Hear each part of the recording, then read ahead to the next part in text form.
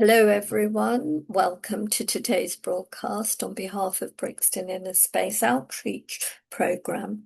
My name is Lygia, and it's my privilege to share some thoughts with you, the subject of which is dwelling repeatedly on past events which affect our mood, affect our life, and can shape future happiness and peace.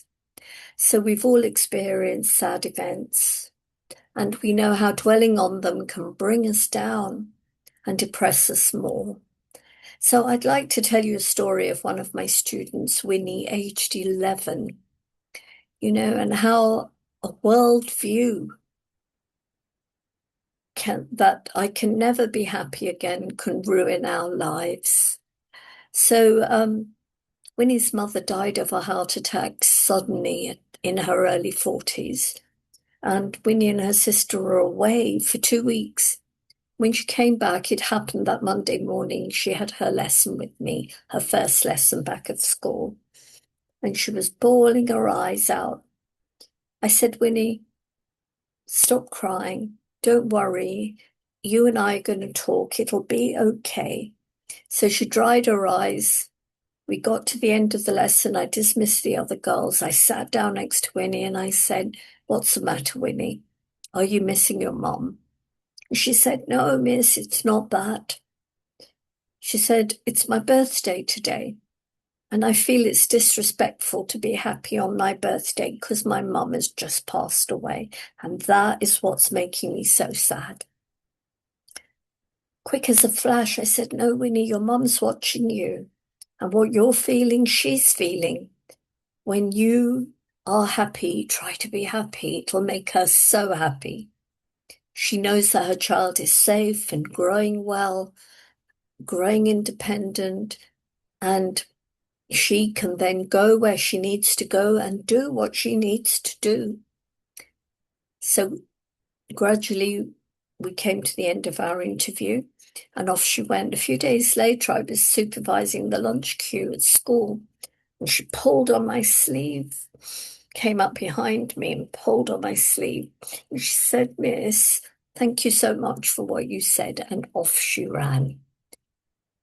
So Winnie, at that point of her tears, felt that there could never be happiness again, and that her loss would always be a dark shadow of any good thing that could happen for her in the future. And just by changing her thoughts, she was able to turn the trajectory of her life from deep unhappiness and depression to a hopeful, bright future. I can be happy. It'll help my mum. Of course, I should be happy. And this is what I saw. A peaceful, happy child getting on with her business. Never saw her in tears again. Never saw her unhappy. A thought changed her life, as it can for us. When a person dies, it is only the body that dies. The eternal part, the soul, moves on to a new life, a new body. And when we wish that soul love and good wishes, without tears, without hysteria, we help them to settle in that new life. Also, if in this life we live a life of honesty, cleanliness, and truth, with courage and dignity, then we set up a karmic account of great happiness immediately for the future of this life and to take with us to our next life. So whatever dark shadows you are facing, understand that some karmic account has emerged and needs to be settled.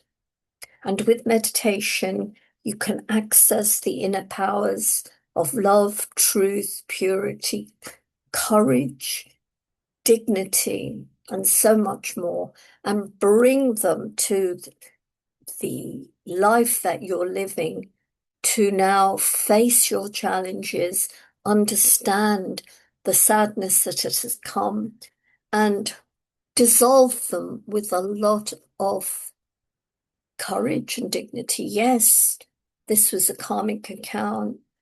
Let me be brave. Let me face it. Let me sort out what I can sort out. And I will find that life will definitely get better again. Happiness will come. So thank you for joining us. And I would say again, if you are experiencing any kind of trauma, practice meditation, drug-free, non-evasive, extremely empowering. Connect with your inner powers. Feel the mind calming. Feel the negativity flowing away from you. Feel how much more energy you will have. Thank you for joining us, and with warmest good wishes. Bye for now. Om Shanti.